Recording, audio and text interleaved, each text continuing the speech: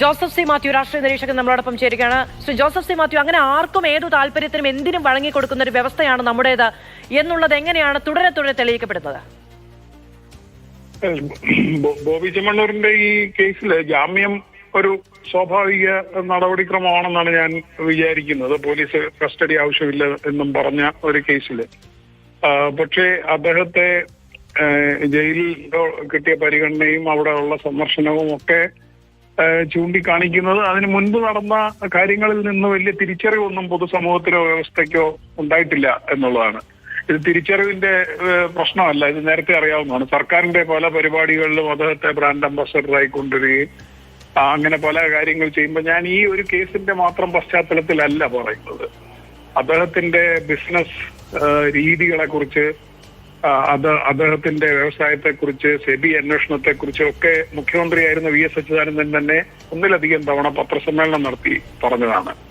അത് വളരെ കൃത്യമായ രേഖകളുടെ അടിസ്ഥാനത്തിൽ അദ്ദേഹം പറഞ്ഞതാണ്. പക്ഷെ ഈ സിവിൽ ലയബിലിറ്റീസ് ഒക്കെ ആ സമയത്ത് വരുന്നൊരു കേസ് ഫൈനൊക്കെ അടച്ചു തീർക്കുകയും വീണ്ടും അതേ പരിപാടികൾ തുടരുകയുമാണ് അദ്ദേഹം ചെയ്തുകൊണ്ട്. അപ്പൊ അദ്ദേഹത്തിന്റെ ഒരു രീതി, പ്രവർത്തന രീതി ഇങ്ങനെയാണ്, അദ്ദേഹത്തിന്റെ ചാരിറ്റി ഇങ്ങനെയാണ്, ബിസിനസ് ഇങ്ങനെയാണ്. അങ്ങനെ ഉണ്ടായിരിക്കെ നമ്മുടെ സർക്കാരും സാംസ്കാരിക രംഗത്ത് ഉള്ളവരും സിനിമാ സംഘടനകളും ഒക്കെ അദ്ദേഹത്തെ കൊണ്ടാടിയ രീതി എന്ന് പറയുന്നത് ഒരു വൺ ഓഫ് ഇൻസിഡന്റിനെ കുറിച്ച് ഉള്ള ചർച്ചയല്ല.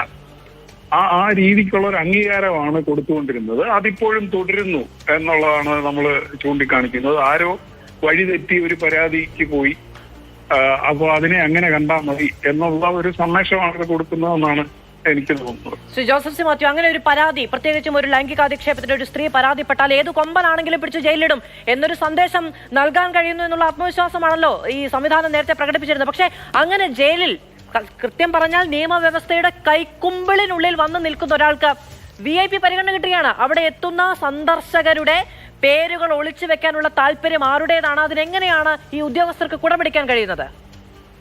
അല്ല, അത് തന്നെ ഞാൻ ഈ സമയം, പരാതി നേരത്തെ നൽകിയാൽ നടപടി എടുക്കുമെന്നും അല്ലെങ്കിൽ നടപടി എടുക്കാൻ ബുദ്ധിമുട്ടാണെന്നും ഒക്കെ ഉള്ള ഒരു വ്യാഖ്യാനം മറ്റു പല പരാതികളുടെ വായടപ്പിക്കാനും കൂടിയുള്ളതാണ്.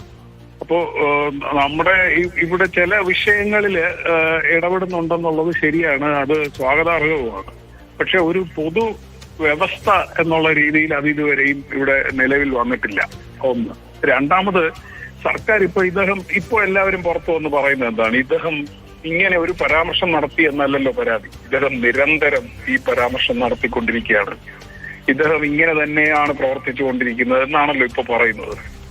അപ്പൊ ഈ പർട്ടിക്കുലർ കേസിൽ ആ വ്യക്തിക്ക് ഒരു പരാതി ഉണ്ടെങ്കിൽ മാത്രമേ കേസെടുക്കാൻ പറ്റൂ എന്നുള്ള കാര്യം ശരിയാണ്. മറ്റേത് കേസില്ലെങ്കിൽ പോലും രാഷ്ട്രീയമായി നമ്മൾ അതിനെ എങ്ങനെയാണ് നേരിട്ടത്? ഈ സർക്കാർ ഇദ്ദേഹത്തെ അംബാസഡറായി വെക്കുമ്പോൾ കാരവൻ ടൂറിസം എന്നൊക്കെ പറഞ്ഞ ഒരു ഐക്കണാക്കി പ്രൊമോട്ട് ചെയ്തുകൊണ്ട് വരുമ്പോ ആരെയാണ് പ്രൊമോട്ട് ചെയ്യുന്നതെന്ന് സത്യത്തിൽ സർക്കാർ ഒന്ന് ആലോചിക്കേണ്ടതായിരുന്നു. സർക്കാരിനെ മാത്രമല്ല, സാമൂഹ്യ വിരുദ്ധമായ നിലപാടുകൾ സ്വീകരിക്കുന്ന ഒരാൾക്ക് പരാതി ഇല്ലെങ്കിൽ പോലും അതെന്ത് എന്ന് സ്വാഭാവികമായും എല്ലാവർക്കും ബോധ്യം വരേണ്ടതാണ്. എന്നിട്ടും കിട്ടുന്ന പരിഗണന അല്ലെങ്കിൽ അദ്ദേഹത്തിന് കിട്ടിയ സ്പേസ് എന്ന് പറയുന്നത് ആശങ്കപ്പെടുത്തേണ്ടതാണ്.